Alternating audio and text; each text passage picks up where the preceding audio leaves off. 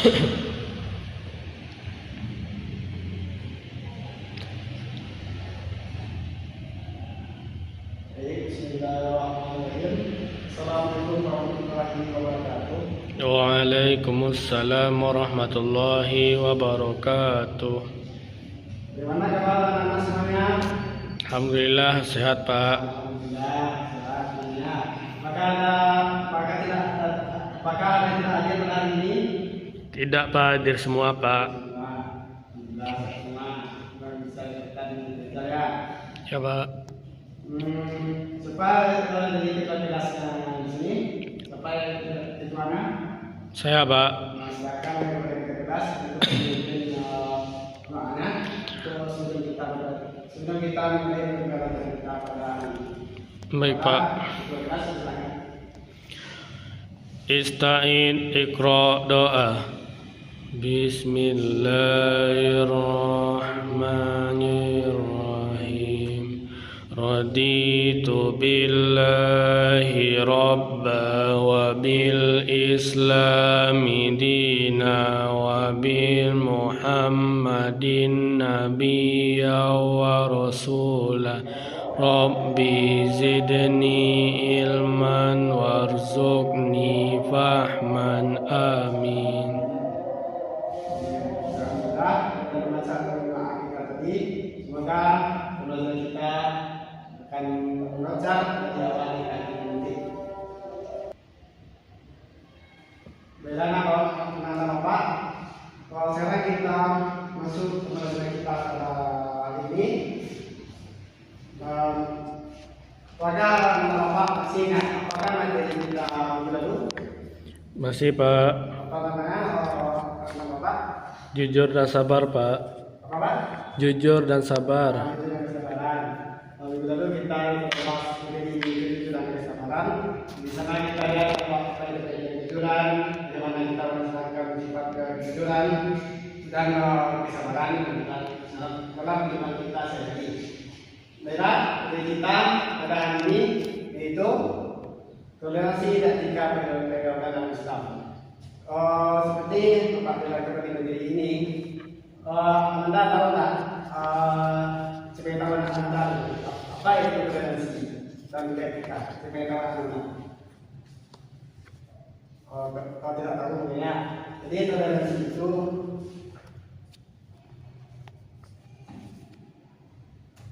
adalah istilah ini dalam konteks sosial budaya. Jadi toleransi ini budaya dan agama yang menjadi sikap dan perbuatan yang melarang adanya diskriminasi antar kelompok satu dan juga kelompok yang lain.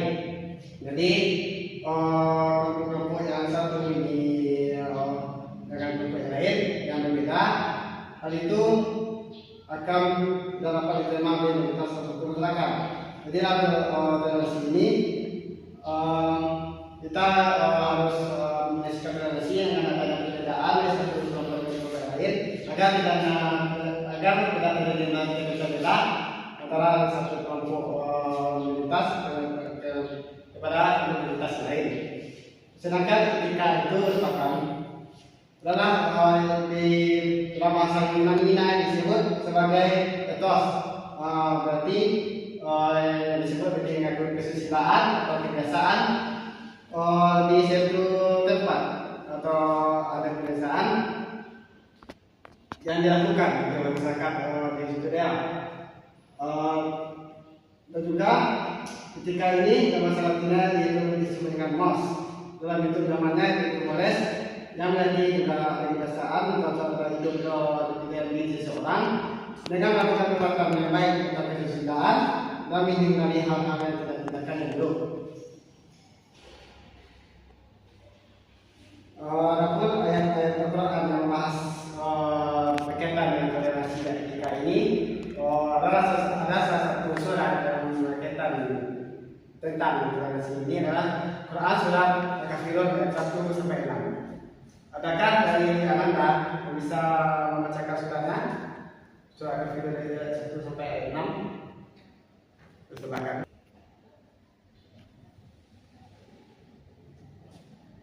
Silakan mulai teruskan.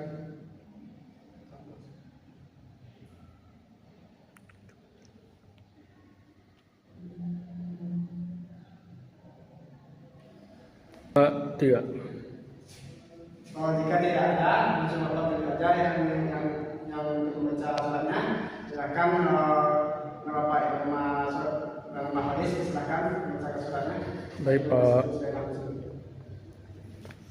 Ayat apa? Berapa tadi Pak? Surat Al-Kafirun ayat 1 sampai 6. Bismillahirrahmanirrahim. Qul ya ayyuhal kafirun la a'budu ma ta'budun wa la antum 'abiduna ma a'bud wa la ana 'abidum ma abattum wa la antum 'abiduna ma a'bud lakum dinukum waliyadin. Sadaqallahul azim. Terima kasih kepada Allah, Imam Faris. Jadi arti dari surat Al-Kafirun ini yaitu katakanlah wahai orang kafir, aku tidak akan menyembah apa yang kamu sembah, dan kamu bukan menyembah Tuhan yang aku sembah, dan aku tidak pernah menjadi penyembah apa yang kamu sembah, dan kamu tidak pernah pula menjadi penyembah Tuhan yang aku sembah. Untukmu agamamu, untukku agamamu. Jadi dalam surat Al-Kafirun ini sekaligus sebagai jawaban atas ajakan oleh kaum musyrikin Quraisy kepada Nabi Muhammad SAW. Jadi mereka itu di kaum Quraisy antara lain seperti yang Al-Aswad bin Abdul Muttalib, Umayyah bin Khalaf, mereka itu mengajak Nabi Muhammad SAW ini agar mau sedikit toleran dan berkompromi dalam pengertian dalam penyembahan Tuhan.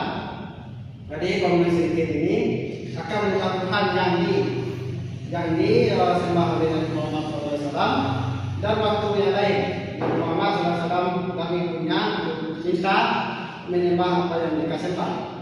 Jadi secara umum surat Al-Kafirun ini memiliki dua kandungan utama. Yang pertama yaitu ikrar kemunian tauhid. Di sini lebih pada kemunian tauhid pada masa Quraisy tersebut, khususnya tauhid uluhiyah, itu tauhid kepada ibadah kepada Allah.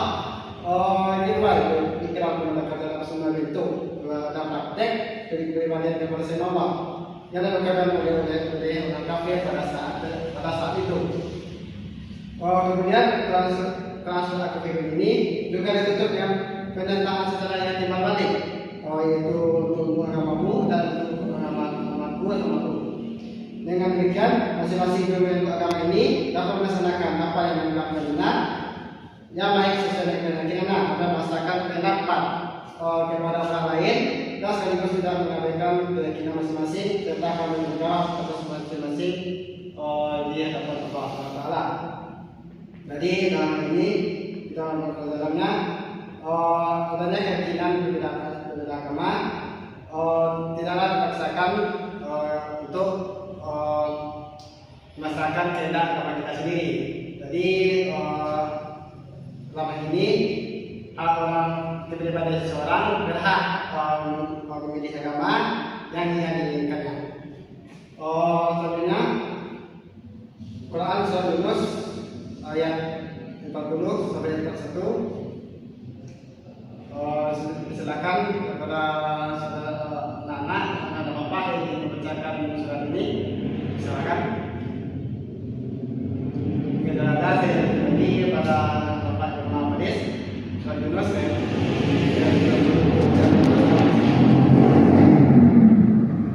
Surat apa tadi Pak?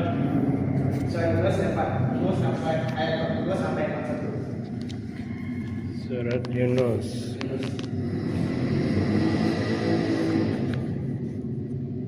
Surat keberapa Pak? Surat yang Surat ke-10 ayat berapa Pak? ayat 40 sampai 41. 40 sampai 41. Bismillahirrahmanirrahim. Wa minhum man yu'minu bihi wa minhum man la yu'minu bihi وربك أعلم بالمفسدين وإن كذبوك فقل لي عملي ولكم أعمالكم أنتم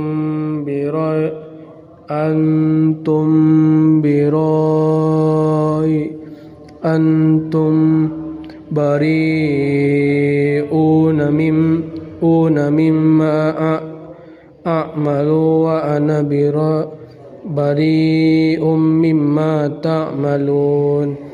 Sadaqallahul azim. Terima kasih kepada Anda yang sudah mengucapkan surat tulisnya, surat tulis tersebut. Maka dari sini mendekati dan kedulunya itu di antara mereka ada orang yang beriman kepada Al-Quran, dan di antaranya ada pula orang-orang yang tidak beriman kepadanya, yang semua jadi ketahui tentang orang yang berbuat kerusakan. Adapun yang ayatnya bagus itu jika mereka menyesatkan kamu, maka katakanlah bagiku pekerjaanku dan bagimu pekerjaanmu, kami melepas diri dari apa yang kamu kerjakan dan apapun melepas diri dari apa yang kamu kerjakan.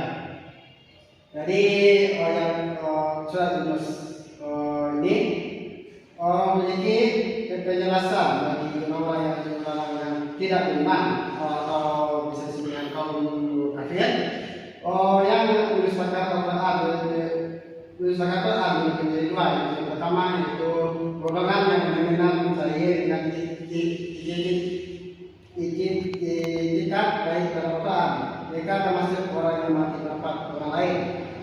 Yang golongan yang kedua itu sama sekali yang tidak mencari dan sudah dalam kekafiran. Mereka termasuk orang lain yang berdosakan. Adapun ayat 21-nya kandungannya itu bagiku pekerjaanku, bagi kamu pekerjaan kamu. Jadi bahwa Islam ini sangat mengangkat perbedaan di antara manusia. Jadi karena masing-masing ini punya hak setiap memiliki hak mempunyai agamanya masing-masing. Dan tidak boleh memaksakan orang lain itu menurut agama lain. Seperti tidak memaksakan kehendak orang tersebut, tidak memaksakan kehendak orang tersebut masuk agama Islam, tetapi berhak dalam jadi orang tersebut. Sekalipun walaupun agama Islam ini lebih benar, ini ialah kita antara baik masing-masing akan dipilih oleh Allah, tetapi diberi balasan dengan cara yang lebih sesuai. Bila ayat selanjutnya kita hadis membahas yang kita katakan dengan ketika ini. Adapun arti dalam hadis ini pertama itu tadi Abu Hurairah berkata, Rasulullah SAW bersabda, 5 kewajiban orang Islam dalam orang Islam lainnya itu membalas salam, memenuhi undangan, melayani jenazah, menyambut orang sakit, mengenal bagi orang-orang yang bersih memuji Allah. Alhamdulillah. Jadi itu macam. Jadi dalam hal ini hadis ini lebih kepada etika dalam Islam. Dengan dalam etika ini terutama kita berkewajiban untuk menjawab salam. Ketika orang bercakap Assalamualaikum, kita berdoa Waalaikumsalam. Assalamualaikum itu mengucapkan salam benar dan menjawab salam benar wajib. Itu satu etika kita dalam contohnya. Yang kedua yaitu kewajiban memenuhi undangan. Jadi jika kita ada undangan dari orang lain, maka kita harus hadiri undangan tersebut yang diundangnya kita. Yang ketiga itu kewajiban melayani orang yang meninggal. Jadi sebagai mukmin kita harus menyebut untuk orang-orang yang meninggal tersebut. Kita juga berziarah di kuburannya untuk berdoa di kuburan tersebut. Itulah yang menjadi kita pada saat ini.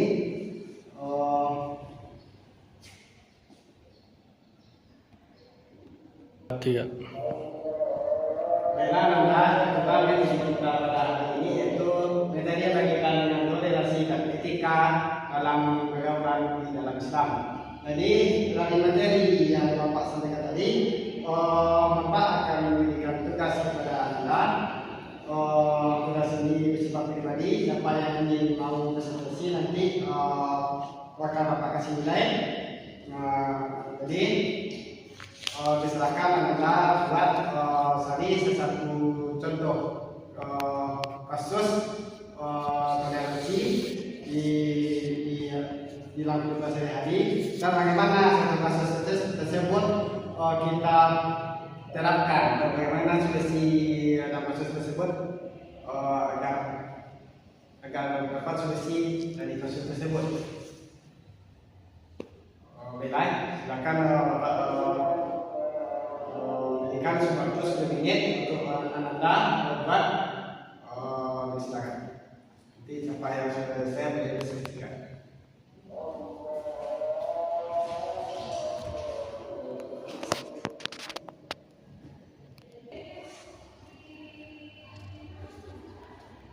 Siap, Pak. Baik, silakan kepada Anda, Bapak Faris, silakan presentasikan apa yang Anda buat. Baik, Pak.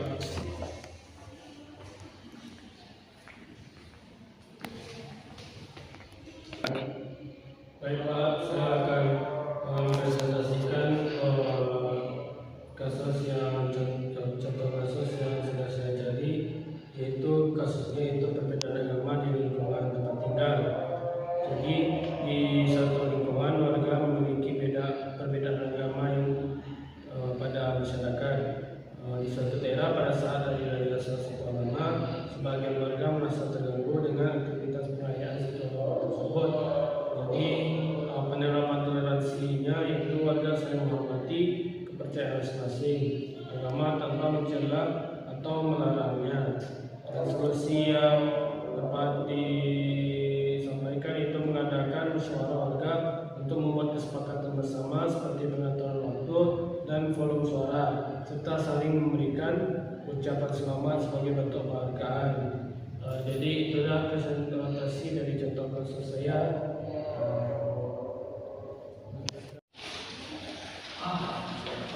Baiklah, materi kita hari ini. Semoga materi yang kita bahas pada hari ini supaya kita teruskan kita lihat terutama toleransi, etika yang kita terapkan. Baiklah, karena kita lihat di akhir, maka sebelum kita pulang, Bapak akan tugas kepada Anda. Silakan bertugas dari lama itu sampai jam 3. Silakan Anda buat silakan untuk depan. Assalamualaikum warahmatullahi wabarakatuh.